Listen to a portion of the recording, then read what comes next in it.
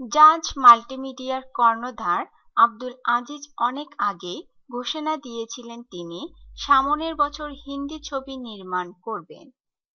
তার ছবিতে নায়িকা হিসেবে থাকবেন বলিউড তারকা শ্রদ্ধা কাপুর। এনটিভি অনলাইনকে দেওয়া এক সাক্ষাৎকারে এসব কথা বলেছিলেন আব্দুল আজিজ।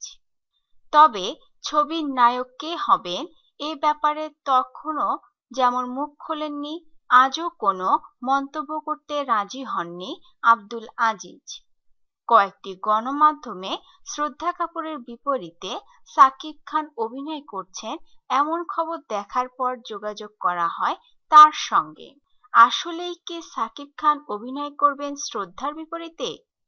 জবাবে আব্দুল আজিজ বলেন, যথাসময়ে সবকিছু জানতে পারবেন। আপাতত এখন কিছুই বলতে চাই না। এর আগে ছবির নায়কের ব্যাপারে আব্দুল আজিজ জানিয়েছিলেন, যৌথ প্রযোজনার ছবিটি নির্মাণ করলে অবশ্যই তিনি নায়ক নির্বাচন করবেন বাংলাদেশ থেকে। এবার দেখা যাক হিন্দি ছবিতে সাকিবের নায়িকা শ্রদ্ধা কাপুর হবেন কিনা।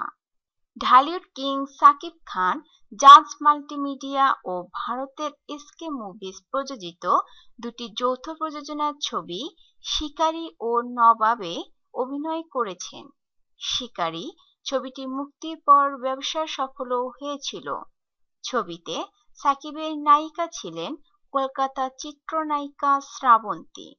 এখন মুক্তির অপেক্ষায় আছে চলচ্চিত্র নবাব। ছবিতে সাকিবের বিপরীতে অভিনয় করেছেন কলকাতার শুভশ্রী। ছবিটি আসছে ঈদে মুক্তি পাওয়ার কথা রয়েছে।